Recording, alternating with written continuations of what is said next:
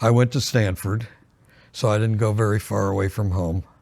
About the middle of my junior year, it occurred to me that I was going to graduate at some point and have to actually earn a living. And so I got pretty serious about college. And so if you look at my experience, like halfway through, I was a very poor student. I actually went in and out of high school, I think I had 3 scholarships.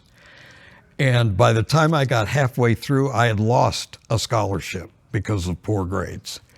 Did not make my father very happy. So then the switch went on, and I did very well the last year and a half or so. But overall, my grade point average wasn't that good. So I look back on that experience and I think, you know, what an idiot you were. You had that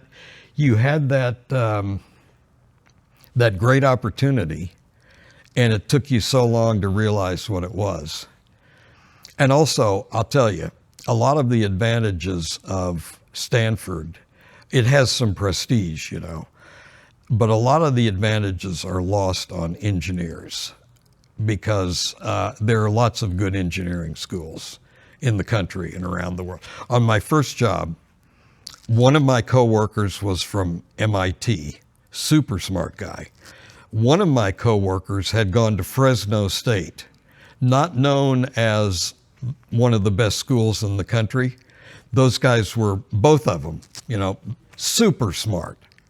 And I was kind of in the middle, the Stanford guy, you know. Once you've got that first job in engineering, it's all a merit. It's not anything about where you went to school or any of that prestige. Now, friends of mine, fraternity brothers who had been like gone into finance or something like that, yeah. I had one friend who was a stockbroker and did very well because he used his Stanford network in his business. And so to him, I think it was an advantage. As an engineer, it's like, you know, on your first job, it's like, do you know engineering or not? It doesn't matter where you learned it. So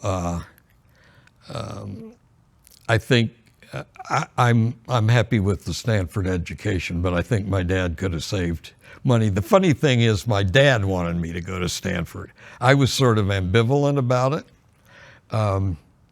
But my dad had not gone to college. We moved out when we moved to California. For some reason, he liked football. He became a Stanford football fan. And I think that's why he wanted me to go to Stanford. So I could qualify. I got in. He was willing to pay for it, plus the 2 scholarships, or the 3 scholarships. Ended up with 2. And so that's where I went.